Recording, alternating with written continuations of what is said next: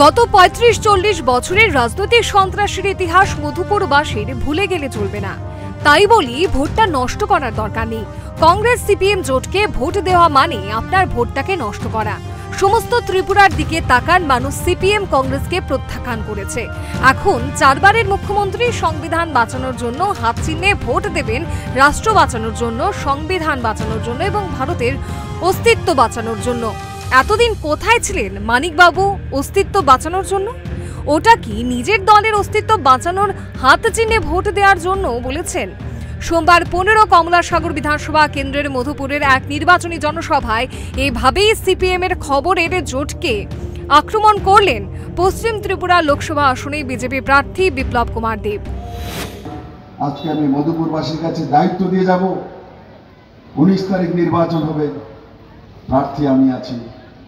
নরেন্দ্র মোদী প্রধানমন্ত্রী তৃতীয়বারের মতো, দেশের কল্যাণের জন্য মোদী চাই।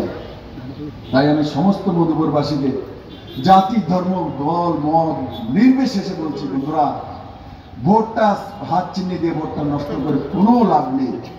ভোটটা নষ্ট করবেন না, গণতন্ত্রের ভোটের দাম আছে মেরে মিত্র। এই ভোটটা দিয়ে চিন্তা করুন, একটা ভোট আপনার আপনি যদি কংগ্রেসের হাত চিহ্নে দেন তো সেই ভোটটা চলে যাবে। আর এই ভোটটা যদি পদ্ম বলে দেন তো আপনি প্রধানমন্ত্রী নরেন্দ্র ভাই মোদী তৈরি করবেন। কমিউনিস্ট পার্টি তাদের ম্যানিফেস্টোতে উল্লেখ করেছেন ক্ষমতায় এলে তারা ভারতের পরমাণু অস্ত্র ধ্বংস করে দেবে, যেটা চীন পাকিস্তান দাবি করে থাকে।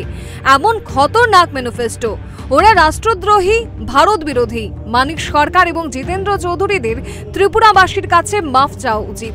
চীন পাকিস্তানের ভাষা এখনই কমিউনিস্টরা বলছে।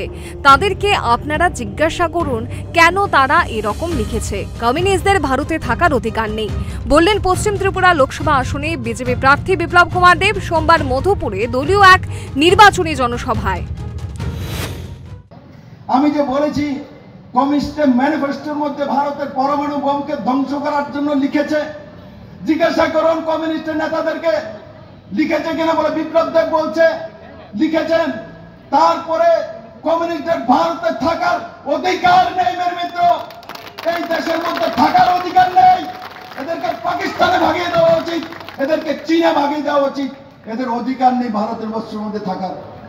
আর এই পরমাণু বোম বানানোর জন্য আমাদের মায়েদের কষ্টের ট্যাক্সের পয়সা দিয়ে ভারত সরকার সেই পরমাণু বোম কেন বানিয়েছে? পাকিস্তানের হাত থেকে দেশকে বাঁচানোর জন্য, চীনের হাত থেকে দেশকে বাঁচানোর জন্য। আজ দুনিয়া ভয় পায় ভারতকে কেন? ভারত পরমাণু শক্তিধর দেশ। আমার যুবা চেহারা আছে, গর্ব করে, আরে আমি ভারতবর্ষের নাগরিক। ভারতকে যদি কেউ আক্রমণ করে চীন, তো ভারত পরমাণু দিয়ে তাদেরকেও আক্রমণ করবে, বরাবর এদেরকে ছাড়বে না। আর কমিউনিস্ট বলছে আমরা ক্ষমতা আসলে সমস্ত পরমাণু বোমগুলি ধ্বংস করে দেব। তার মানে কি? বিপ্লব দেবের অভিযোগগুলির স্পষ্টীকরণ দিক কমিউনিস্ট নেতা মানিক সরকার এবং জিতেন্দ্র চৌধুরী। কেন তারা ম্যানিফেস্টোতে ভারতের পরমাণু অস্ত্র ধ্বংস করার কথা বলেছে? পরমাণু অস্ত্র তৈরির এত বছর পর কেন তাদের এই কথা মনে হলো? পৃথিবীর আর কোনো দেশেই পরমাণু অস্ত্র ধ্বংসের কাজ কেউ করেনি। তাহলে এখানে কেন কমিউনিস্টদের এই চিন্তার উদয় হলো, তার স্পষ্টীকরণ চাইছে দেশবাসী তথা রাজ্যবাসী। Bureau report, Times 24।